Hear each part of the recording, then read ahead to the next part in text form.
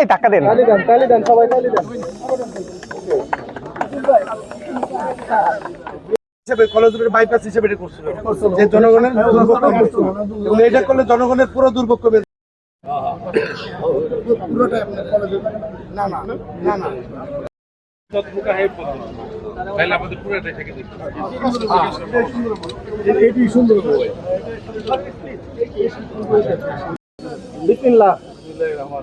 এই টাকা দেন, তালি দেন সবাই, তালি দেন।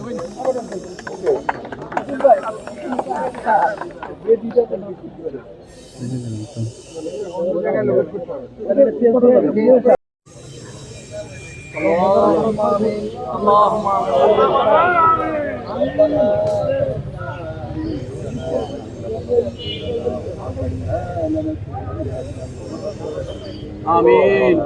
ربنا آتنا في الدنيا حسنة وفي الآخرة حسنة وقنا عذاب النار. رب ارحمهما كما ربياني صغيرا. আল্লাহ এই কাজকে আপনি বরকতময় করে দিন, সহি সালামতে কাজ করার তৌফিক দান করে দিন। আল্লাহ স্বাধীন বাংলাদেশের স্বাধীনতা অর্জনে যারা জীবন বিলিয়ে দিয়ে শাহাদাত করেছেন, শহীদ হয়েছেন, আল্লাহ স্বাধীন বাংলাদেশের নাজিল করে দিন। আল্লাহ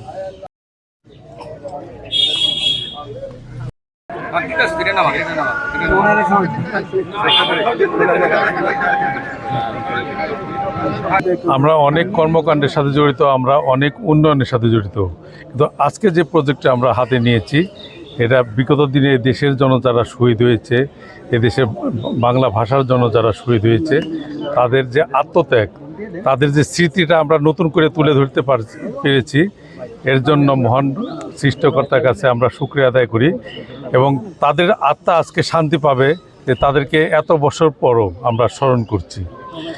তাই আজকের এই অনুষ্ঠানটি এবং আজকের যে উদ্বোধনটি এটি অবস্মরণীয় হয়ে থাকবে। বিগত দিনে যে জিনিসটি আমাদের পূর্বসূরীরা করতে পারেনি, আজ আমি পেরেছি। এটা আমার জীবনের জন্য একটি খুব ভালো দিন, ভালো সুখের দিন, আনন্দের দিন, স্মৃতির দিন। এই স্মৃতি আমাকে আগামী দিনে আমার বাকি জীবনটা আমাকে উন্নয়নের দিকে এগিয়ে নিয়ে যাওয়ার চেষ্টা করবে। ধন্যবাদ। তারপরে যে জিনিসটি হয়েছে দেখেন যে এই দেশটা আমাদের সকলের, এই দেশের উন্নয়ন করার দায়িত্ব আমাদের সকলের। এই দেশ থেকে সন্ত্রাস, চাঁদাবাজি, মাদক এগুলো নির্মূল করার দায়িত্ব কিন্তু আমাদের সকলের। এই কারণে গত 4-5টি মাস আগে একটি সরকার নির্বাচিত হয়েছে, বিএনপি সরকার, জনাব তারেক রহমানের নেতৃত্বে নতুন সরকার এসেছে। এখন সকলেরই উচিত প্রশাসনকে সহায়তা করা, সরকারকে সহায়তা করা। আমরা যদি তা না করে আমরা বিরোধিতার সাথে বিরোধিতা করি তাহলে কিন্তু দেশে আগাবে না। তাহলে মনে করতে হবে যে আমরা যে ফলকটি লাগালাম, ফলকটি ব্যর্থ হয়ে যাবে। এই ফলককে যদি সার্থক করতে হয়, দেশকে যদি এগিয়ে নিয়ে যেতে হয়, তাহলে বিগত দিনে আমরা কে কী করেছি সেগুলি ভুলে যাই। আমরা তো বিগত দিনে কেউ দেশের বিরুদ্ধে যুদ্ধ করেছি, এই ভাষার বিরুদ্ধেও আন্দোলন করেছি এবং বাংলা ভাষা যেন আমাদের না হয়, আমাদের ভাষা যেন উর্দু হয়, এর জন্য তো অনেকে লড়াই করেছি। দেশ যেন স্বাধীন না হয়, এর জন্য কিন্তু অনেকে লড়াই করেছি। এগুলো নিয়ে যদি আমরা এখন বিতর্ক করতে চাই তাহলে দেশ সামনের দিকে আগাবে না। আমরা পিছনের দিকে সমস্ত কিছু ভুলে দেশটাকে সামনের দিকে এগিয়ে দিতে চাই এবং আপনাদের সকলের সহযোগিতায় এই দেশ একদিন অনেক উন্নত হবে। এবং এই সরকার যে নতুন বাজেট দিয়েছে 9,38,000 কোটি টাকা, এই বাজেটটা পুরোটাই কাজে লাগাবে ইনশাল্লাহ।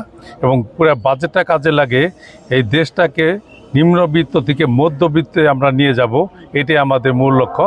আমাদের প্রিয় নেতা এবং বর্তমান প্রধানমন্ত্রী জনাব তারেক রহমানের এটাই মূল উদ্দেশ্য। আপনাদের সকলকে ধন্যবাদ।